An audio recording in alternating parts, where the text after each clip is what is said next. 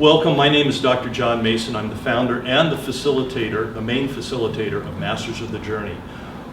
For those of you who are here for the first time, I'm going to do a little bit of orientation about what Masters of the Journey is, where we've been in the last year, but we're not going to spend a lot of time with that because I want to get into what we really do, which is to do the process. So if you'll just bear with me on this, I would appreciate it. And for those of you who are viewing the video, I want you to know that the Masters of the Journey formed about a year ago, and that was in the middle of 2015. We had our first meeting in October of 2016 in Bellingham, Washington. I'm going to tell more about the backstory about why it began and how I got involved with that as part of our process today. It's one of our storytelling experiences. It'll be an example for you to use when we do what we're going to be working on today. But what I want you to know is that I saw that there was two main goals, two main issues that I thought we could begin to fulfill. And I was given a lot of support, both by friends who came up with some ideas, and I think by guidance and by using my intuition that suggested that in our world we need safer places to connect with people. Now, there's a really powerful and large organization where people connect. It's called Facebook. Has anybody ever seen a Facebook? Okay. Now the problem that I saw with Facebook was that it's just a little superficial most of the time. Like, how many times can you actually see a picture of your friend's breakfast and like it? And that's not what I wanted to do. I wanted to have people connect at a deeper level and find a way of connecting in ways that I thought would be beneficial for not only themselves, the people around them, and perhaps the world in general. So I need to back up just one more thing. You don't know me that well, those of you who are new, and you have to realize that I have to apologize at the very beginning of this because I have a sense of humor and I like to have fun, and I don't want this to be dull. I really want you to have a good time and to laugh and to enjoy this. If you don't, then it becomes an exercise that I wouldn't want to sit there for. So let me say that. So we want to have a connection. Now, there are things in our society where people connect. And here in the Northwest, there's a very important fan club that gets everybody connected, and they celebrate it in a kind of an interesting way. Has anybody ever seen anybody wear a sign or a jersey that says 12 on it? Yeah. And for us in the Northwest, that means that you are heavily into the Seattle Seahawks. There you go, Bob. You've got it. We have one with us. And I don't have any problem with people being a sports fan. I just think that one of the reasons we are fans is because we want to rally around something that we care about. We want to see it help our community. We want to focus on that. We gather by TV sets. We go to pizza places or bars. We gather for these events because that helps us to connect. I think that we can connect at a deeper level.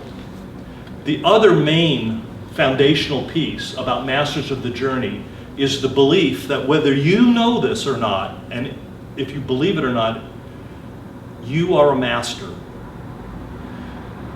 You have the divine perfection within you, and one of our jobs in this life is to remember that we have connection with the divine. I'm not going to do this in a religious way. I'm not going to do it in a churchy way.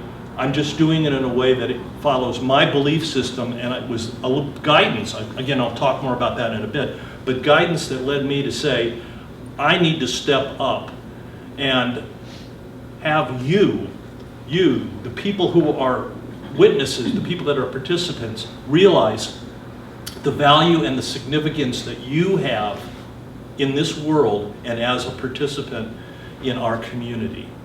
So we have these two things. We have people that are meeting because they're interested in psychic or spiritual development.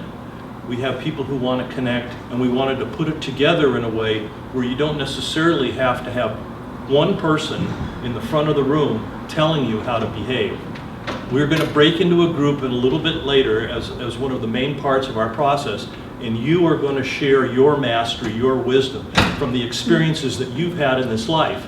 It will help you learn more about them, but I'm really also hoping that it helps the people that you're in relationship with, that you come in contact with.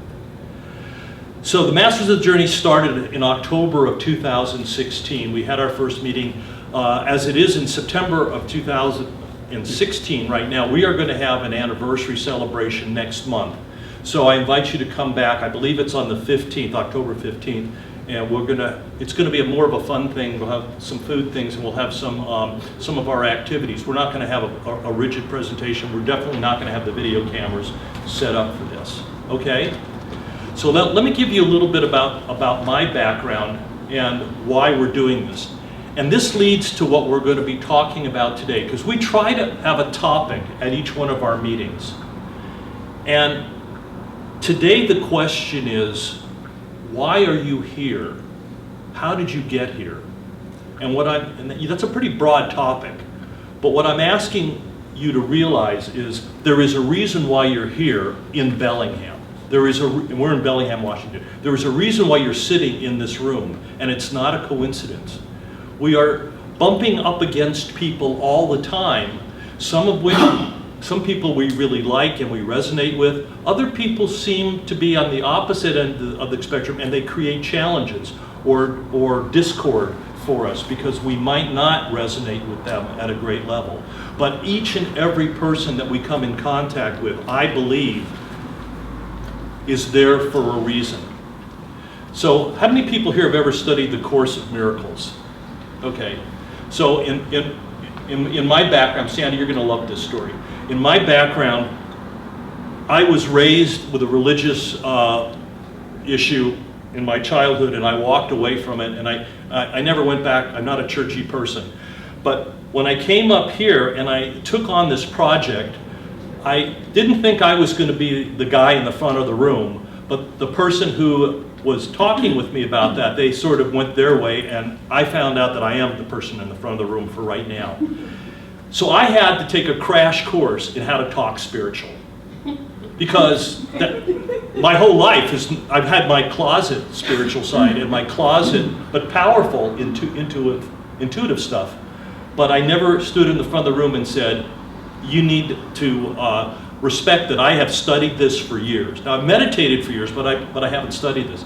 So I started going to Unity Church in Bellingham, and amongst other things, and also another group that talks about the Course in Miracles, which is supposed to be, and I believe it probably is, a dictation from Jesus, and he's trying to set the record straight.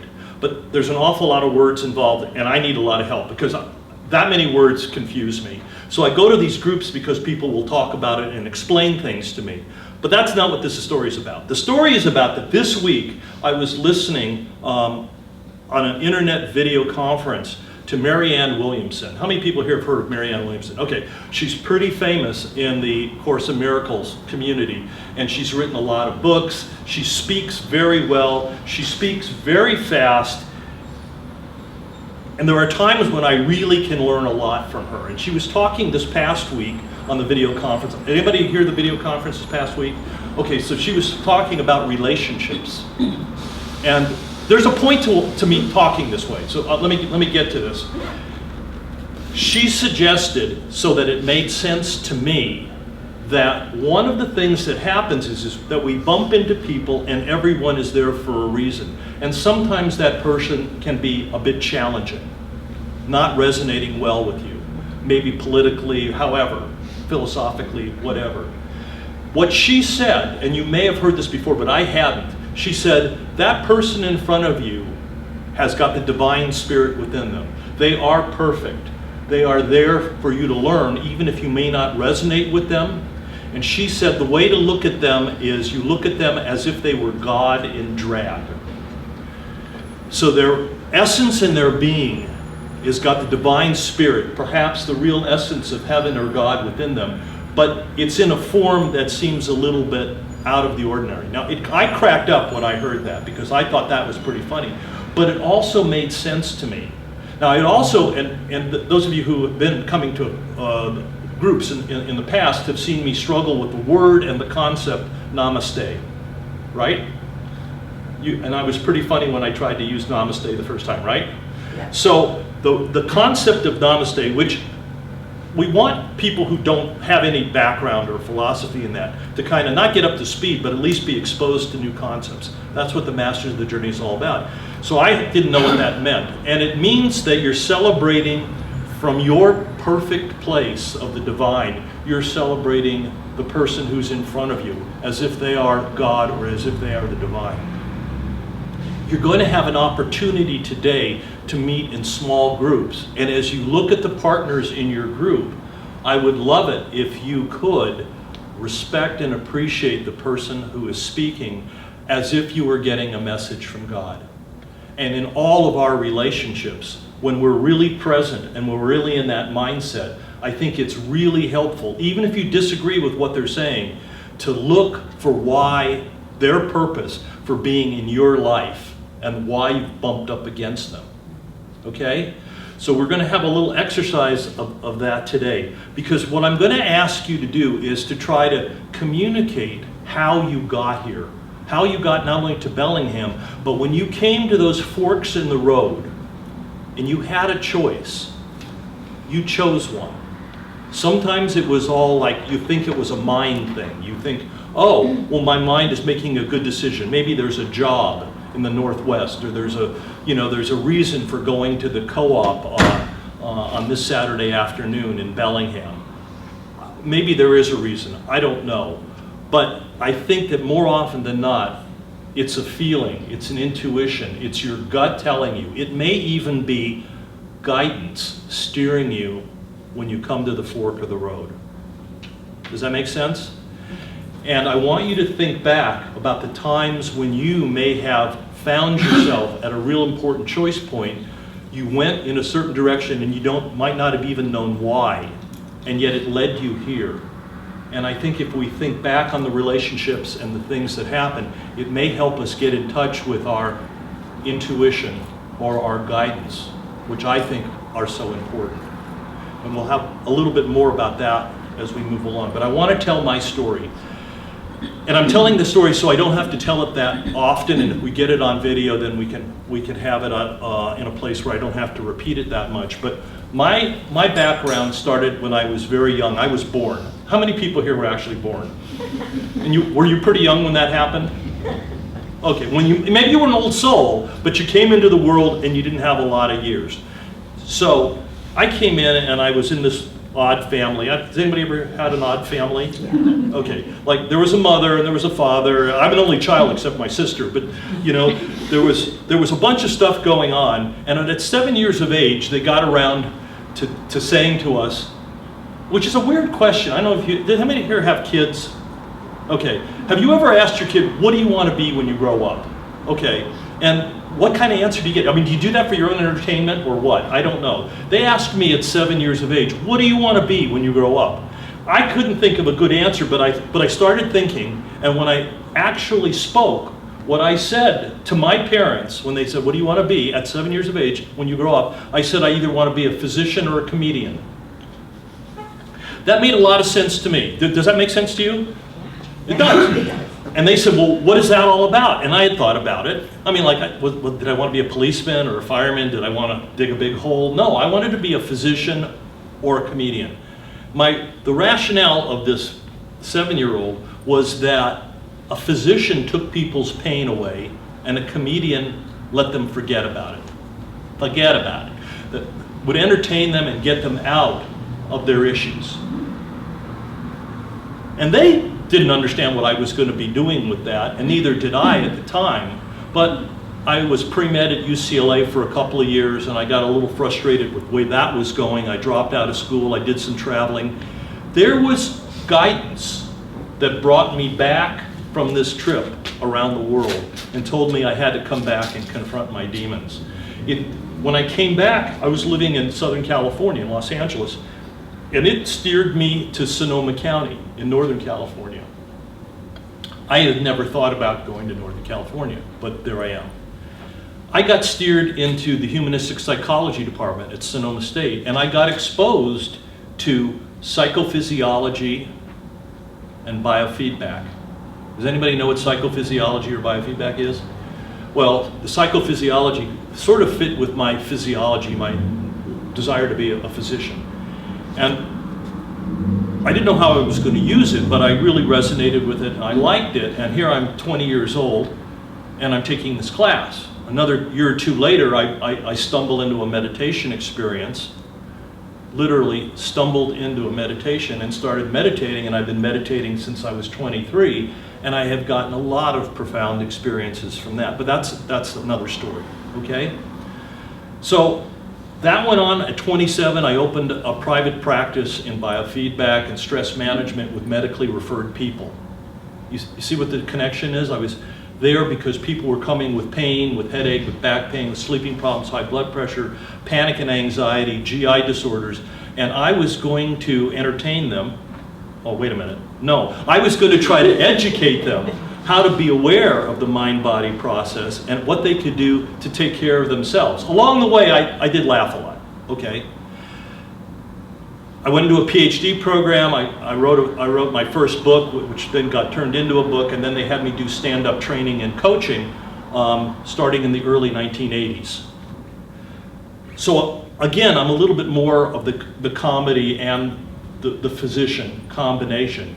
But that's not what the story's about. The story is about that when I was in individual sessions with some of my clients, there were people that I actually connected with. Have you ever connected with another human being? And you knew that it wasn't just, oh, we have stuff in common. It was a gut feeling. You felt like there was something special. And when it first happened to me, I would catch myself saying something to my client, and it sounded really good. And like, wow, that was really smart. And that really helped you, didn't it? And my ego was saying, God, you're really a smart guy. And then I would examine what I said, and I said, that didn't come from my learning. That didn't come from something that I read in a book. That came through me because my intuition had allowed me to say back to the person what they needed to have said to them. And I had to get my ego out of the way. I had to quit patting myself on the back, and I had to say, this is something different. I didn't put intuition as a word or spiritual as a word. But now, looking back, that's what was going on. And those were the best moments of my private practice when I connected with people. And I really felt like we were able to share something and speak on another level where we were both learning. I was just sitting in the room. I was learning as much as they were. You understand? Again, what happens is that as life goes on, things happen. Now, I got married. Anybody here ever been married? Okay. So I eventually settled down. I got married. Somehow I went to Hawaii. We had a kid. I blame Hawaii. My wife was a great person. She was very patient with me. She had to have a sense of humor, right? And I've learned some stuff, and that's another story also. But we were on together about 19 years into this. She wanted to retire from her job and move up to Whidbey Island, Washington, to live near her good sister. And I was willing to close up my private practice and go with her. You guys know what I mean by good sister, right? Because you can have a lot of siblings, but all right, never mind. So I felt like I should go do that. There was a part of me that said, I don't know what's in store for me, and Lord knows what is Whidbey Island. It's like the end of the road, really. It's a beautiful place, but it's at the end of the road. And I went, and I didn't know what to expect. Now, another thing that happened is my wife was diagnosed with terminal cancer. And she was given 5 years, and she made it 8.5 years, and we worked together as a team as best we could. But when I lost my wife in January, I didn't lose her. I mean, it's not like I left her in the market and forgot and went back and she wasn't there. That's not what I mean when I say lost her. When she chose to move on to the next level in January of 2012, I thought I was well prepared. I had 8.5 years of that information. And yet, it was kind of an experience, a crushing experience, but also a very important learning experience for me. I learned empathy. I learned about situations that I never thought I would have to learn about. There's a big void in my life, and for a year I stayed put. I was doing a community psychological family counseling program, and I was working there, and that wasn't what I wanted to do. So after a year, I stopped that, and I went traveling for a couple of years. I was looking for another place to live. I was looking for another purpose to my life. Now, I will also tell you that, has anybody ever had challenges like that? They're not all good challenges, right? You lose a relationship, you lose a job, you lose a child or a partner, something devastating happens and your house is destroyed in a weather-related incident. It doesn't happen that much in Bellingham, but it could, well, anyway. You've been through something like that and you kind of say things like, why me? But that doesn't take you anywhere. So you say, well, what's next? Where am I going to go? And for me, it turned out that I had to leave Whidbey Island, and I wanted to know where I'd end up. And so I traveled to Arizona, I traveled to New Mexico, and I went to Colorado briefly, back to California. I didn't find anything that I resonated with. And all of a sudden, somebody presented me with the idea of, why don't you move to Bellingham, and oh, by the way, we'll do something spiritual. And I go, well, that sounds fun. And like I said, this person said that there's a need for community, and there's a need for us to all be recognized as the masters in our life that we truly are. And it started working on me. And then that person went away, and I'm left there, and I spoke to I don't know how many people, my psychic, intuitive friends, professionals, and I said, should I continue with that? And even inside of me, there was a resounding feeling, you need to do this. This is what you're supposed to do. And I said, I'm not prepared to do that. So I had to take all these crash courses and how to talk spiritual. But we got started. And here I am standing in front of you. And what I'm asking you to do is to look at one or two of those experiences in your life where you came to the fork of the road and you could have gone either way, and your gut or whatever told you to go that way. And whether or not it was fun, successful, or easy, that's not important. Maybe it was a disaster and a challenge, but you learned something from that relationship, from that experience, that changed your life. And your gut led you there, and somehow you found your way to this room. And what are you supposed to get from it? I want you to think about that, because we're going to ask you to pick one or two of those experiences to chat about that a little bit later in this meeting. Does that make sense? So the Masters of the Journey is designed to support you in whatever spiritual, metaphysical, consciousness development thing you would like to do. Maybe you don't even know you want to do that. And hopefully network you with some resources so you can begin to explore those things.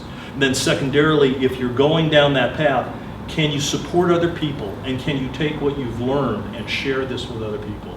Can you truly demonstrate the mastery that other people need to experience? They need to hear about your experience, whether it was a success or a failure. They need to connect with you. And that's the challenge of what the Masters of the Journey is all about.